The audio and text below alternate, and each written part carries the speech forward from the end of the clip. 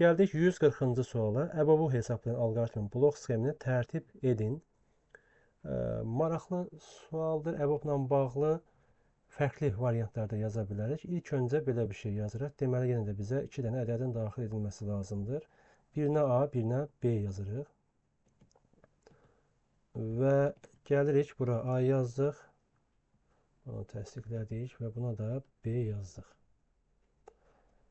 Burada yazmadan öncə belə bir nümunə aparın. Evklid, yəqin ki, alqoritmi bilirsiniz. O qaydadan istifadə edəcəyik ilk öncə. Bura A, bura B yazıram. Və deyirəm ki, nə qədər ki, təbii ki, o zaman dövrdən istifadə edəcəm. A, B-yə bərabər deyil. Misal götürürəm, A-ya 18, B-yə 12 daxil edirəm. Nə qədər ki, bunlar bir-birinə bərabər deyil, böyükdən kiçiyi çıxacam. Deməli, bir dənə də if-dən istifadə edəcəm, müqayisə aparacam. A, B-dən böyükdürmü? Bəli, 18-dən 12-ni çıxanda burada 6. Burada isə heç bir şey demədik, 12 qaldı. Yenə if-i yoxlayacağıq, çünki A, B-dən yenə də fərqlidir.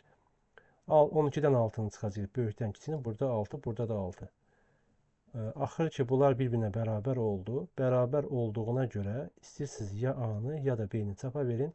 O həmin elə əbobdur. Odur ki, yazıram.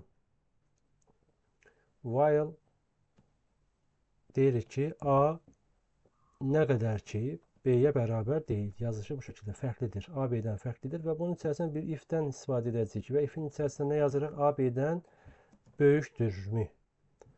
A, B-dən böyükdürsə, baxın, A-dan B-ni çıxdıq. Necə elədik? A-ya yazdıq, düzdürmü? O zaman, baxın, A-dan B-ni çıxırıq. Bu tərəfdə A-ya mənimsədirik. Əks halda deyirik ki, nə olsun? Gəlsin burada B-dən A-nı çıxırıq və bunu da elə B-yə mənimsədirik. Nə qədər ki, bir-birinə bərabər deyiləcək, deyil, müqayisə aparacaq və bunu çıxa gedəcək. Elə ki, bir-birinə bərabər olacaq, o zaman əbob A-nı çapa verə bilərsiniz. B də yaza bilərsiniz, A da yaz. Çünki ikisi bir-birinə bərabər ol, axı, burada görürsünüz. Bu zaman bunu yaza bilərik. Deməli, burada yazıram A, B yazdım və çalışdıraq ilk öncə həmin 18, 12-ni yazıq, 6-nı çıxartdı. Hətta fiziki olaraq bunu görəsiniz deyə B də yazsaydım problem yox idi. Baxın, hər ikisini çıxardacaq bu dəfə. Hətta birinci kiçiyi, sonra böyüyü yazsam, yenə də 6-nı çıxardır yəni. A, B hər ikisi burada işləyir. İndi adətən belə yaza bilərik. Bu bir variant. Kontrol istəyirəm. 141. Bunu başqa necə həll edə bilərik? Başqa belə həll edə bilərik ki, buna deyirik çıxma üsulu ilə. Əbobun tapılması, Ctrl-C, Ctrl-N deyirəm və eyni zamanda bunu buraya yapışdırıram. Bölmə üsulundan da istifadə edə bilərəm. Bu zaman nə edəcəyik? Bu zaman şərti dəyişəcəyik. While-ın şərtini dəyişəcəm və deyəcəm ki, nə qədər ki, A sıfırdan fərqlidir və eyni zamanda B sıfırdan fərqlidir. O zaman yenə də if verəcəm. Hansı böyükdürsə, böyüyü böləcək kiçiyə, o zaman onu da deyək belə yazacaq. Digər tərəfdə B bərabərdir. Buna uyğun da yazacaq. İndi burada göstərim. Siz də görəsiniz. Bunu artıq buraya yapışdırdım. Baxın, şərti belə yazıram. Bu sıfırdan fərqlidirsə, and eyni zamanda B bərabər deyilsə sıfıra. A da B də sıfırdan fərqlidirsə, bu işi görəcək. A B-dən böyükdürsə, A faiz B. A faiz B. Əks halda B bərabərdir. B faiz A tapacaq. B faiz A. Bu necə olur? Bunu yazırıq. Baxın. Məsələn, yenə də müqayisə aparıram. A, B. Yenə də birinə 12, birinə 18 daxil edirəm. A, B-dən kiçikdir və eyni zamanda A da B də sıfırdan fərqlidir. O zaman böyüyü kiçiyə bölürəm. 18-də 12-yə bölünür. Qalıq 6 qalır. Burada 12 qalır. Bu dəfə A B-dən böyükdür. 12-ni 6-ya bölürəm. Qalıq 0 qalır. Burada isə 6 qalır. Şərt pozuldu. Çünki şərtimiz nə idi? A da B-dən sıfırdan fərqlidirmi? Bu işləyəcək. Fərqli olmadığına görə, çünki A artıq 0 oldu. While şərti pozuldu. Bu zaman gördüyünüz kimi 6, yəni biz əbobu tapdıq. Amma bu əksinə olsaydı necə olacaqdı? A-nı, B-ni burada 18, burada 12 yazarıq. Bu zaman 18 12-dən böyükdür deyə böldük 6, burada 12 qaldı. Növbəti dəfədə 12-ni böləcəyik 6-ya. Burada qalır 0, burada isə 6 qalır. Bu zaman B-ni çap eləməsi lazımdır. Bunu o zaman necə edə bilərsiniz? İlk ağla gələ bilən bu ola bilər ki, if verə bilərsiniz. Hansı sıfırdan fərqlidirsə o da əbob. Yəni artıq B-mi, A-mı elə qərar versin. Ya da sıfırdırsa o deyil. Ya da elə yekun olaraq A plus B versəz, onsuz da bu da 6 edir, bu da 6 edir. Nəticəni də tapmış ola bilərik. Və burada da həmçinin gəlirik, bu şəkildə yazırıq ki, A plus B. Buranı düz yazdıqsa, daxil eləyək 18, 12, yenə də 6-nı gördüyünüz kimi çıxardır və 12, 18, 18, yenə də 6 ekranda görülmüş olur. Hətta elə bu əbuba gəlmişkən bir dənə də üsulu sizlə bölüşək. Deməli, burada belə bir şey yaza bilərik ki, Ctrl S deyirəm, burada yazıram 142. Və bununla da bu videonu yekunlaşdırmış olacağıq. Uzun çəkilməsini istəmədim. Ctrl C, Ctrl əslində buna kiçik bir şey lazımdır. Yaxşı, bunu yapışdırdıq bura. İndi bizə lazımdır ki, bu ifadələrdən necə edək?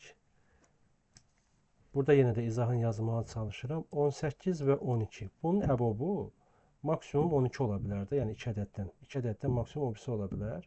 O kiçiyə qədər yəni biz hərəkət edəcəyik. Başlayacağıq, kiçiyə böləcəyik. Bunu da kiçik. Ona görə biz ilk öncə kiçiyi tapacağıq. Bunu da tapmaqdan ötürü biz gəlin bunu silək, bizi çaşdırmasın. Deyə bilərik ki, if A kiçikdirsə B-dən minimum bərabərdir. Yəni bunu da bir K dəyişənindən istifadə edə istəyirsiniz.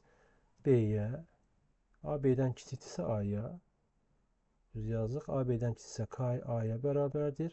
Əksində olanda isə nə olacaq? B-yə bərabər olacaq. K bərabərdir B. Deməli, biz artıq minimum tapdıq. K-dır. Yəni, hər bir halda K-dır. Və burada artıq şərtimizi verə bilərik. Yenə də gəlirik, while-dan istifadə edirik.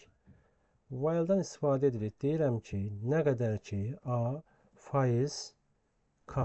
Yəni, A-nı da mən K-ya bölürəm və bərabər deyilsə sıfıra və ya eyni zamanda B-ni də bölürəm K-ya, bu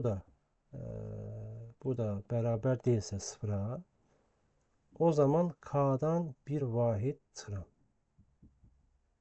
Və burada yazıram ki, K bərabərdir K çıxaq 1. Və ekranda da elə həmin bu K-nı çapa verə bilərik. K-nı çapa veririk. Burada yazmışıq A, B, K yazmışıq. Yoxlayaq istəyirsiniz. İlk öncə 18, 12. 6 vermiş oldu və eyni zamanda 12, 18 yenə də 6 vermiş oldu. Və gördük ki, həqiqətən düz işlədi və necə oldu düz işlədi? 18 və 12 daxillədik. Kiçiyi tapdıq. Biz 18-i də bölürük 12-yə. Yəni, baxın, şərt budur. Bölünmürsə 18 12-yə bölünmür. Bəli, 18, yəni tam bölünmür də, yəni. Amma 12 axı 12-yə bölünür. O zaman bu şərt pozuldu. Yəni işlədi, daha doğrusu da belə deyək. İşlədiyinə görə K-dan bir vahid çıxdıq. K axı 12 idi. 12-dən 1 çıxdıq, oldu 11. Gələn dəfə 18 11-ə bölünəndə deyirik altda 0 alınmır və digəri də bölünmür. O zaman yenə K-dan 1 çıxır. Yəni çıxa gedəcək. Hər ikisi buradakı ədədə, yəni K-ya bölünəndə o zaman əbob olacaq. Yəni yuxarıdan başlayırıq, çıxa aşağıya doğru düşürük. Bu zaman da əbobu bu şəkildə tapa bilərsiniz. Deməli, bunu da save edirik. Bura Ctrl S deyirik. 143-ü burada qeyd edirik.